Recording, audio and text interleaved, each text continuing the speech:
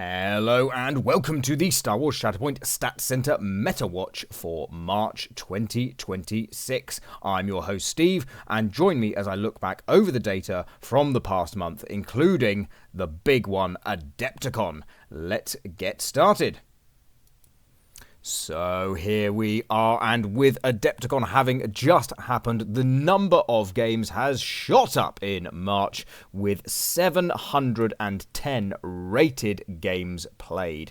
And the predominant number of these were 698 of them were in the individual event, and then 12 were from some team tournament. So that was I think that was the Australian team tournament that ran, if you've seen the Stats Center video from yesterday. So yeah, big amount of data for us to look at, and let's have a scroll. So looking at our win percentages, we start off, the number one spot for March is Kanan with 68%. And then in second place, hold on everyone, stop the clock, Via's redemption arc starts now. This is General Via's before the balance patch, second on win percentage with 64%. We'll exclude the fact that he's only played 11 games and that the data is pretty much worthless. But the Via's redemption arc starts here. You heard it here first on the March Meta Watch. Bring on the balance patch where Via's gets better. We already have seen the card spoiled, so we know Via's is going to get stronger. So I am super hyped for this. Then we see in third and fourth the big dogs. We've got Cassian Andor with a 61% win rate and Boss with a 60% win rate. Then Padme slots in at 60% as well. And that is interesting because also Padme is probably, it's pretty much been confirmed with the image on the balance update being Padme there, that Padme will feature in the balance update. So Padme, again, small data set, I know, 20 games. But again, maybe the redemption arc for Padme is starting early as well. And then also joining on the 60% is Hondo in sixth. Then as we move down, we've got Princess Leia with 58% win rate, and then General Solo with 56. So those top 8 primaries there, all drifting slightly higher than we'd want. Ideally, I've spoken about it before, but for the bell curve of having a good and balanced game, you want your win rates to be somewhere between 55 and 45%. So then we drop down now, and we've got Hunter and Jedi Knight Luke Skywalker both on 55. Mando coming in on 54, which is good. Mando's had a little uplift there. That's strong. Dooku on 53 with Ki-Adi-Mundi, and then Luminar on 52, Jin on 51. So that's the top 15. And here we then see a drop-off because from 16th downwards, we see only under 50% win rate. So this is a little bit concerning. It does probably tie in with the fact that Adepticon has been, dominating the lists this month. Just through the sheer size of it and the competitive nature. So yeah, we would expect to see some units, those high performing units performing even higher, which is why we've seen Cassian and Boss kind of sit up there with such high numbers of games as well, which we'll come on to in a moment. So yeah, very interesting there. So Mace with 49, then Riff and Mother with 48, Anakin with 47, Obi with 47, Armorer 46%, and then Darth Vader with 45, rounding out that kind of sweet spot there. So Jedi Hunter, Darth Vader. Then, as we make our way further down, we see some of the lesser played units starting to appear. But then, right at the bottom here, in that kind of concerning area, Low Grey on 30% with CT on 30%, Krennic only on 26%, and there was a reasonable number of games with Krennic as well. Vader Emperor's Servant only on 25% win rate. Lando barely played and barely winning is very sad to see. And although all 42 units were played, this time it's Ahsoka Tano Fulcrum crashing down at only 24% win rate. So not sure whether we're going to see any of these units down at the bottom here in the balance pass. Kit Fisto maybe is featuring. I think that's the rumor that Kit Fisto will feature in the balance pass. So hopefully that 32% win rate will go up. But yeah, not sure what's going to happen with CT, Krennic, and Emperor's Servant, and Lando down here in particular. So yeah, let's move on now to looking at our top 5 played units, as it were. And it's very, very clear that there is a bridge between some of these units. So in first place, we have Cassian with 335 games played in March. That is a phenomenal number of games, and really highlights how well Cassian is doing in this current meta. Then in second place, we have Boss with 268 games. And what is also staggering about these the two big dogs, is that they are both featuring in the top 5 win percentage as well above the bell curve that we would want to see with 61 and 60%. So yes, there is definitely something needing to be happening to these 2 units in particular. Then the next most played in third, which is, it's nearly, it's about half the number of games of Cassian here, is, if I can find him, we scroll down somewhere, I've lost him, there he is, Obi-Wan Kenobi with 164, then Hunter, who is up here, we mentioned him earlier, in 9th, coming in with 163, so very similar numbers there. But who does Obi and Hunter pair well with? Well, if you watched my recent tournament report, you'll know the answer is Boss. So it's no wonder that those two are seeing quite high play. Then Mando comes in with 141 games as the next most popular. And then we have, if we're moving out of the top 5, and I think we will, because of the interest in terms of the pairings and the meta here, Kiadi Mundi, who we saw a little earlier there in 13th, 133 games. Then Leia up here is 124, and Darth Vader Jedi Hunter here, just at the bottom of that sweet spot bell curve, has 105 games. No other units were played over 100 times, so it makes sense for us to take our deep dive and look at those guys. But before we do that, let's just take a little look at Veers and Padme, as they are clearly on a bit of a redemption arc, and I want to see what's been going on.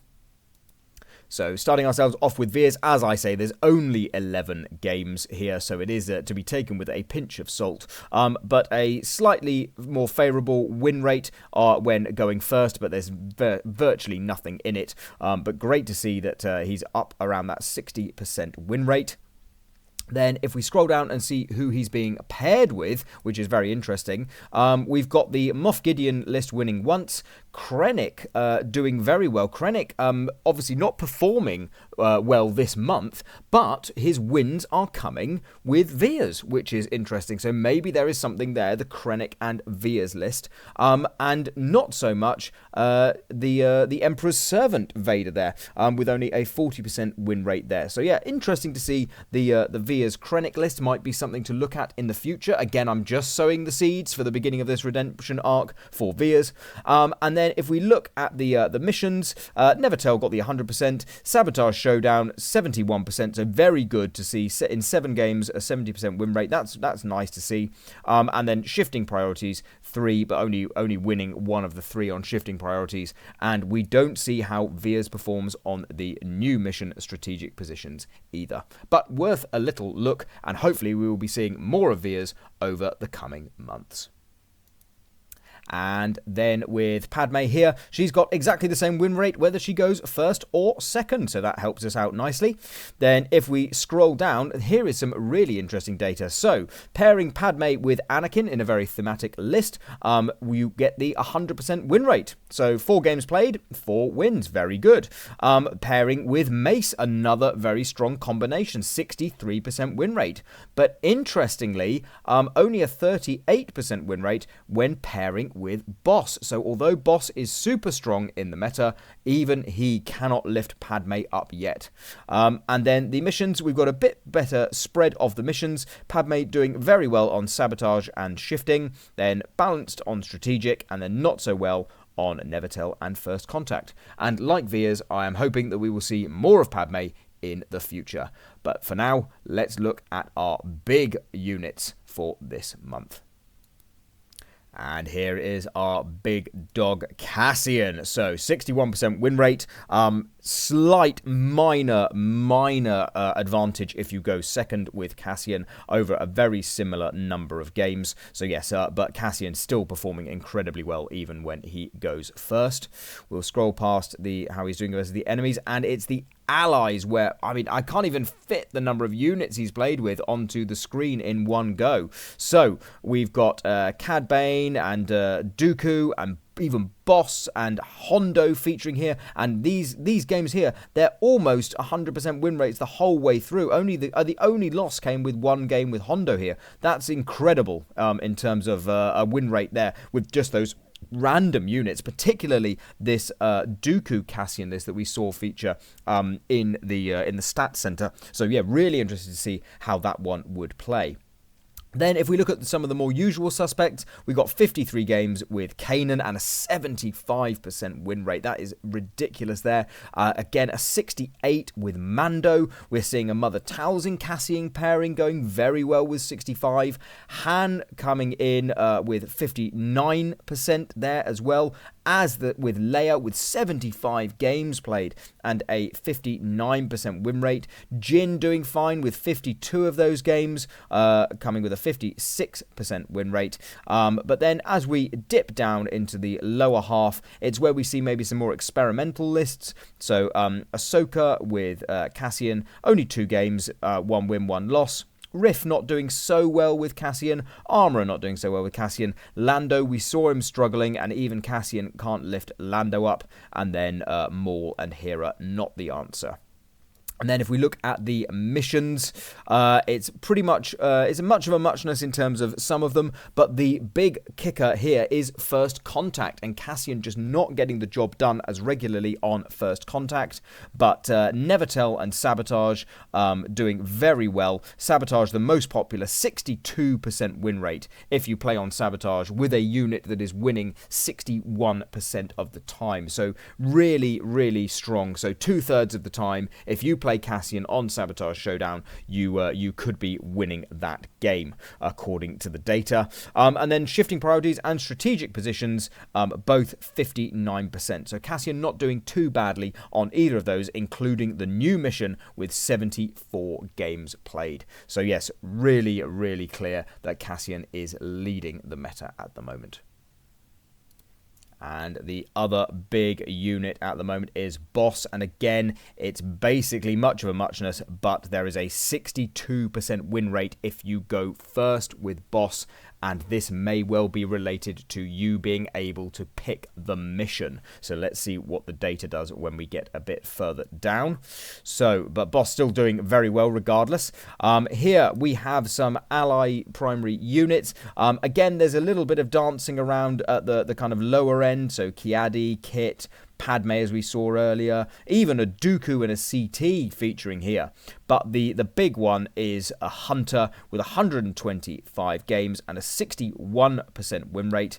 But interestingly, we've got the classic Obi here with 56 out of 48 games. But interestingly, as we saw at Adepticon, Luminara Boss featuring very heavily in the meta with 36 games, a 67% win rate. Really interesting. And then the Jedi Hunter Vader as well. Really aggressive list, this one. 74% win rate, 19 games. I've played that one before, and it is, it hits really, really hard, particularly in melee, of course.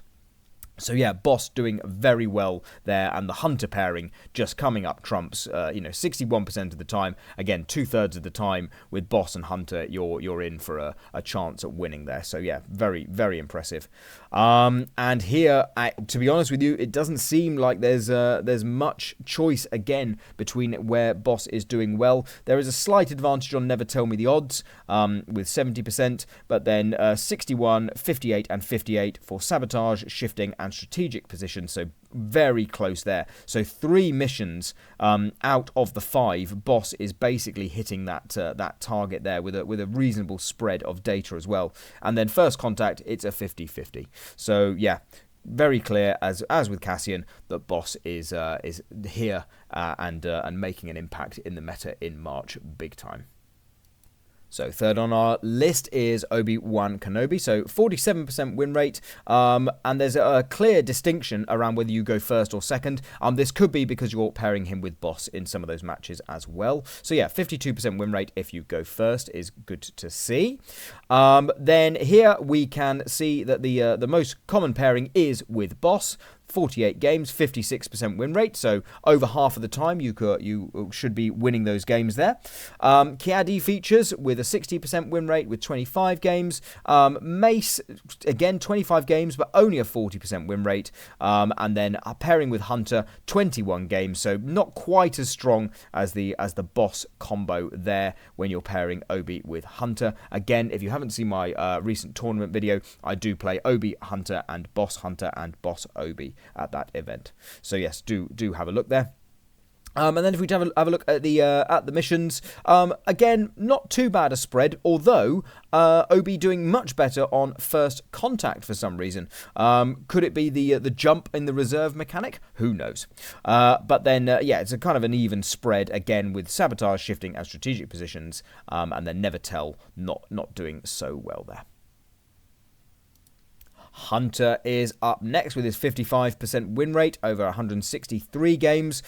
Slight advantage if you go second with Hunter, which is interesting. So let's scroll down and see who he's being paired with. So we've got a smattering of games here. You know, Hondo, Maul, Luminara and Vader not doing very well at all. And consequently up here, we've got CT, Han Solo and Mace Windu doing all right with those smattering of games.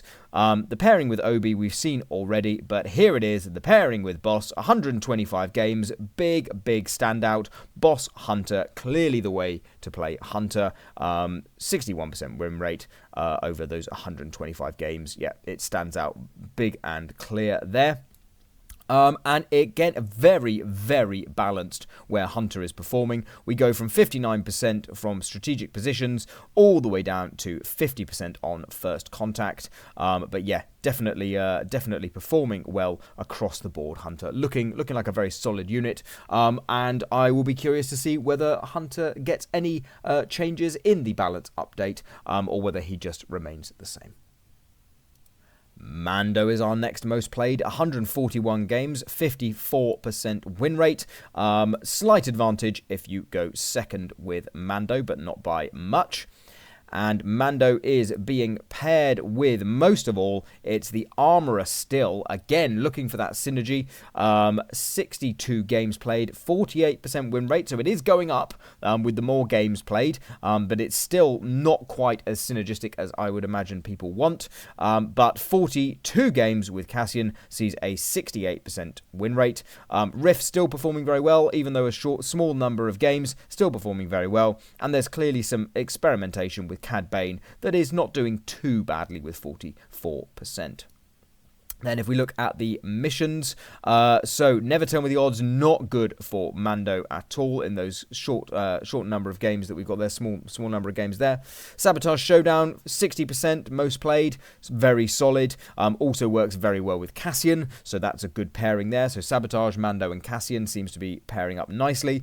But Shifting and the new mission, Strategic Positions, both coming in at around the 50% mark, along with First Contact as well. Good to see Mando performing well, and possibly with the new Mando and Grogu film on the way, we might see some more Mando love coming forward. Kiadi Mundi up next with 133 games, 55% win rate if you go first and 51 if you go second, so very much balanced there.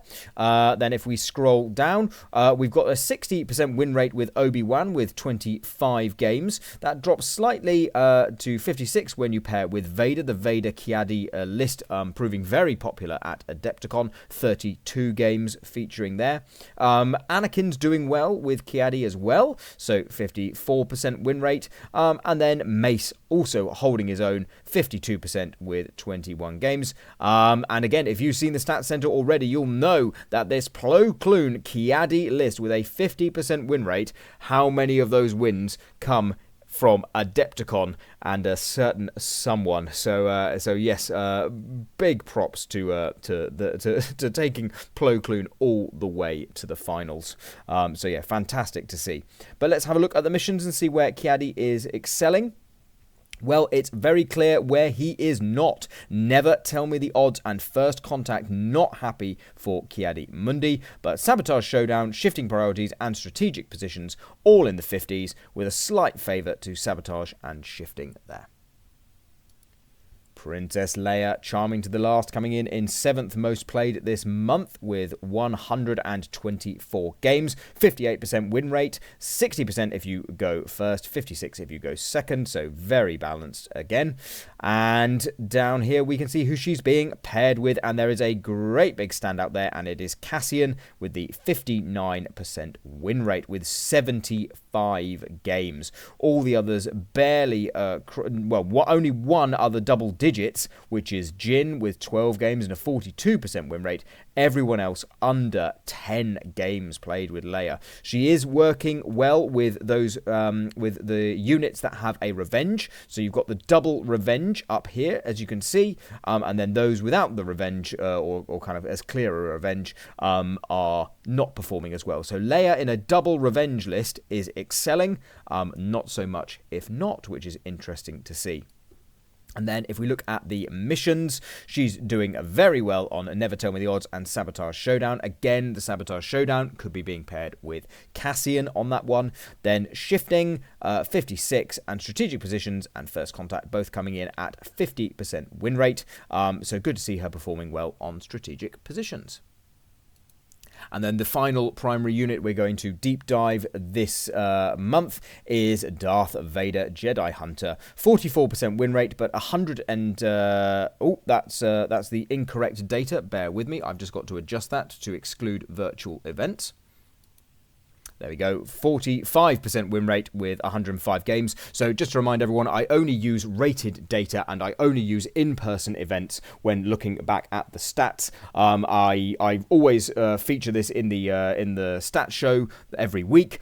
Sometimes I showcase the odd unrated event if it's got something quirky or I'm wanting to showcase something in particular. But when looking at the metadata, I only look at rated events and I only take the in-person data. That is because whilst virtual events are brilliant, and if we did hit another pandemic situation, I would certainly start to include virtual events there. But TTS is there's something about playing in person that means that you can make some slight measurements in a different way. I want to just look at the in-person data there, and then I don't look at unrated things like unrated leagues and stuff because people often experiment, or you may have a lot of newer players coming in and maybe not getting the win rates with some of the units. So focusing only on competitive rated tournaments in person seems to make the most sense to me. And it's my show. So there we go. Right, let's have a look at Vader. So 105 games, 45% win rate, perfectly balanced win rate whether you go first or second with almost the same number of games. And if we scroll down, the pairing with Boss leading the way, 74% win rate with 19 games. The Kiadi Mundi pairing has the most number of games as a 56% win rate. And then Iden has the next number of games, but it's only a 33% win rate. So if we look here, there is only one Galactic Empire primary that Vader pairs with that gets him to a 50% win rate. And all the others down here, not able to perform at all. So the fact that Vader Jedi Hunter is Galactic Republic is the only thing that's keeping him probably from being near the bottom of the rankings. So yes, Kiadi and Boss Galactic Republic paving the way for Vader Jedi Hunter. And on the missions, First Contact's got a 60% win rate over only 5 games. Never Tell Me the Odds is where Vader seems to be doing okay, 50% win rate there. Possibly that's pairing with the Boss, because we saw Vader and Boss's win rate doing very well with Boss there. So maybe that's where those Boss wins are coming as well.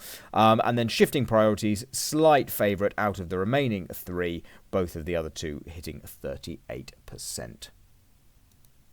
Now let's have a quick look at the priority. So the priority out of the 691 games where it was submitted first player or second player, the win rate is exactly 50%. So it doesn't matter whether you're going first or second. The win rate is still 50% there, which is amazing. And that is actually really fascinating from the game mechanic. So I do wonder if AMG were to ever shake up the ordering at the start. So you maybe chose mission, then you chose then you chose board side, then you chose squad, or mix up that combo. Whether that would change the win rate of going first or second. And as we see, strategic positions with a slight advantage for the first player, because you might then be able to pick the map that you want, because there is one of the cards, so you've got a 33% chance of being able to pick a more favourable map for yourself. So that might start to skew the data a little bit more as we see more of those games on that mission played. So that'll be interesting to keep an eye open for.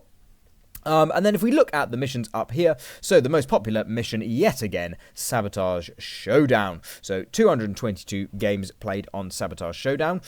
Then we have Shifting Priorities on 177. Strategic Positions coming in third already with 158. Just ahead of Never Tell Me the Odds on 111, and poor old First Contact, only 32 games played. So now we are just going to take a deep dive into the strategic positions data. So strategic positions played 24 times. Whoops, I've done it again. I've not cleared the online data. Bear with me. So here we are with the strategic positions rankings for the primaries. So Plo Koon up in first, 5 wins, no losses, no draws. So really good to see Plo Koon featuring there, but it's only a small sample size of games. So let's look for the big numbers, and the big numbers are Cassian and Boss, 58 and 59% win rate respectively. So both of them doing very well on this map with the larger number of games. If we also look around up here, Kanan doing well, 23 games, 70% win rate. But down here at the nearer the bottom of the list, if we scroll down here, Ahsoka not doing well, Grievous here, again small numbers of games, but Grievous struggling, Low Grey struggling, Moff Gideon struggling, Armorers not enjoying the list. If you remember, we did see early data of Mando struggling here. And if we scroll up, Mando is here with 40 games, getting up to about a 50% win rate. So 49% win rate here, which is looking a bit healthier for Mando. So that is a positive from where he was. So as we're getting more data in, we're seeing where Mando fits in with this. So that's good to see.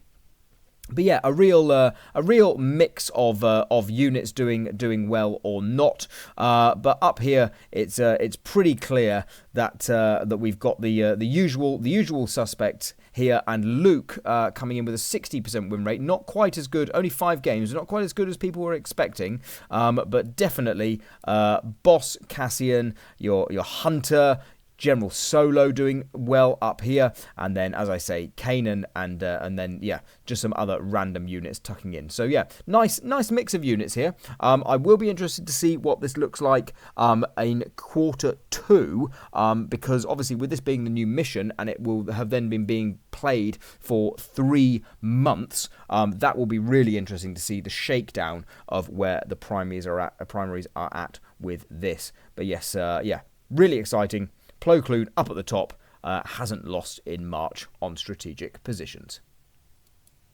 And just a very quick cursory glance before we finish off the video at the SPT coded data.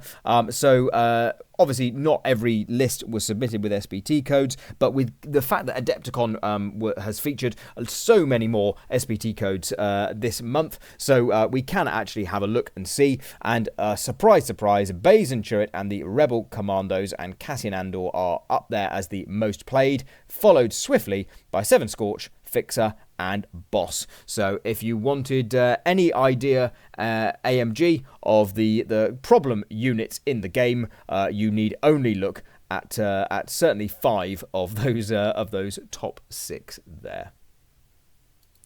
And with that, we will draw the March Meta Watch to a close. But as I was mentioning earlier there, talking about the quarter 2 review with 3 months worth of data, before we get to quarter 2, we've got to get to quarter 1. And I am hoping to release the quarter 1 Meta Watch hopefully by the end of either by the end of tomorrow or a little later on in the week, depending on how my work schedule goes. I am intending for it to be quite an in-depth video where we really look at many more units and see how they've performed over the past 3 months. So yes, hopefully you'll be able to join me for that one if you enjoy this stats-based content. So yes, thank you all so much for watching. As usual, ding the bell, hit the like, the subscribe, share this video. Please keep the channel growing along with the game.